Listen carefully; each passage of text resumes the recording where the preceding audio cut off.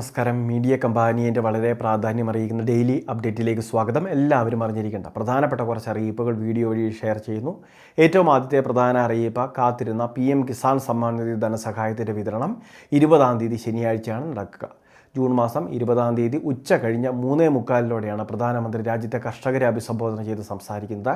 ആ ഒരു വേളയിൽ ഒരു സ്വിച്ച് ഓൺ കർമ്മത്തിലൂടെയായിരിക്കും ഇതിൻ്റെ വിതരണം നിർവഹിക്കുന്നത്. നിലവിൽ കർഷക ID എടുക്കുന്ന കാര്യം കേന്ദ്ര സർക്കാർ പറഞ്ഞിട്ടുണ്ടായിരുന്നു. നമ്മളുടെ സംസ്ഥാനത്ത് നാളിതുവരെ കർഷക ID എടുത്തിട്ടില്ലാത്തവർ എത്രയും വേഗം കർഷക ID എടുക്കണം, എങ്കിലേ അടുത്ത സഹായങ്ങൾ ഉൾപ്പെടെ നമുക്ക് ലഭിക്കുകയുള്ളൂ.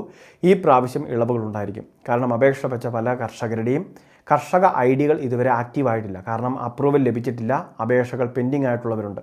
അപ്പോൾ അങ്ങനെയൊക്കെയുള്ള കാര്യങ്ങളുള്ളതുകൊണ്ട് തന്നെ അതെല്ലാം പരിശോധന പൂർത്തിയാകേണ്ടതുണ്ട്. അപ്പോൾ അതിനുശേഷം മാത്രമേ, അല്ലെങ്കിൽ ഈ കാര്യങ്ങളെല്ലാം പൂർത്തിയായ ശേഷം മാത്രമേ അവർക്ക് കർഷക ID ജനറേറ്റ് ആവുകയുള്ളൂ.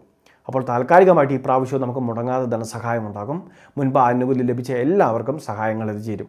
നമ്മളുടെ ആധാറുമായിട്ട് സീഡ് ചെയ്തിട്ടുള്ള ബാങ്ക് അക്കൗണ്ട് അത് കൃത്യമായിട്ടൊന്ന് പരിശോധിക്കുക.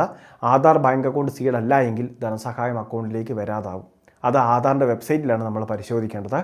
Aadhaar bank account seeding status എന്ന് ഗൂഗിൾ ക്രോമിൽ ഒന്ന് സെർച്ച് ചെയ്താൽ മതി.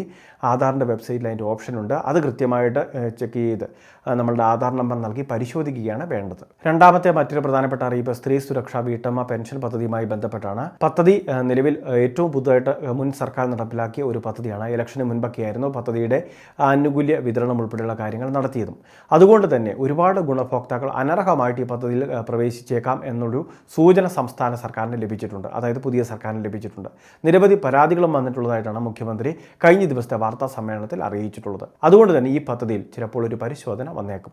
അനർഹമായിട്ട് ആർക്കെങ്കിലുമൊക്കെ ആനുകൂല്യം ലഭിച്ചിട്ടുണ്ടോ എന്നുൾപ്പെടെയുള്ള കാര്യങ്ങൾ അന്വേഷിക്കും. പദ്ധതി നിർത്തുന്നു എന്ന തരത്തിലുള്ള വാർത്തകൾ സംസ്ഥാന സർക്കാർ നിഷേധിച്ചു. ഇത്തരത്തിൽ ജനോപകാരപ്രദമായ സ്കീമുകൾ തുടരുക തന്നെ ചെയ്യുമെന്നുള്ള ഒരു കാര്യത്തിലാണ് സംസ്ഥാന സർക്കാർ ഉറച്ചു നിൽക്കുന്നത്. അതുമാത്രമല്ല, കുടിശ്ശിക ഉൾപ്പെടെയുള്ള ആനുകൂല്യങ്ങൾ നൽകാൻ സർക്കാർ പ്രതിജ്ഞാബദ്ധമാണ്. നാളെ നടക്കുന്ന സംസ്ഥാന ബഡ്ജറ്റിലായിരിക്കും ഇതിനെപ്പറ്റിയുള്ള വിശദ വിവരങ്ങൾ അറിയാൻ സാധിക്കുക. ഇതുമാത്രമല്ല, ഉദ്യോഗാർത്ഥികൾക്ക് അതോടൊപ്പം തന്നെ നിലവിൽ വിവിധ ജോലികൾക്ക് വേണ്ടി, മത്സര പരീക്ഷകൾക്ക് വേണ്ടിയൊക്കെ തയ്യാറെടുക്കുന്ന ഉദ്യോഗാർത്ഥികൾക്കൊക്കെ ലഭിക്കുന്ന സ്കോളർഷിപ്പുണ്ട്. കണക്ട് ടു വർക്ക് സ്കോളർഷിപ്പ് പദ്ധതി. ഈ പദ്ധതിയുടെയും ആനുകൂല്യം 2 മാസത്തേക്ക് കുടിശ്ശികയായിട്ടുണ്ട്. അപ്പോൾ ഇത്തരം പദ്ധതികളുടെ എല്ലാം ഭാവിയെ നിശ്ചയിക്കുന്ന ഒരു ദിവസം കൂടിയാണ് നാളെ ജൂൺ മാസം 19-ാം തീയതി. നാളെ നടക്കുന്ന സംസ്ഥാന ബഡ്ജറ്റിലായിരിക്കും ഈ കാര്യങ്ങളെപ്പറ്റി പ്രത്യേക പരാമർശങ്ങൾ ഉണ്ടാവുക. ഇത്തരത്തിൽ പ്രത്യേക പരാമർശങ്ങൾ ഇല്ലാതായി കഴിഞ്ഞാൽ, പ്രത്യേകിച്ച് തുക അലോട്ട് ചെയ്യാതിരുന്നു കഴിഞ്ഞാൽ ഇത്തരത്തിലുള്ള പദ്ധതി മരവിച്ച അവസ്ഥയിലായിരിക്കും. മൂന്നാമത്തെ മറ്റൊരു പ്രധാനപ്പെട്ട അറിയിപ്പ്, ക്ഷേമ പെൻഷൻ്റെ തുക വർധനവുമായി ബന്ധപ്പെട്ടാണ്. നിലവിൽ 2000 രൂപ വീതമാണ് ആനുകൂല്യം ലഭിക്കുന്നത്. 5 ഇന ഗ്യാരണ്ടികളിൽ ഏറ്റവും പ്രധാനപ്പെട്ട ഒന്ന് തന്നെയാണ് ക്ഷേമ പെൻഷൻ 3000 രൂപയാക്കി വർദ്ധിപ്പിക്കുമെന്നുള്ളത്.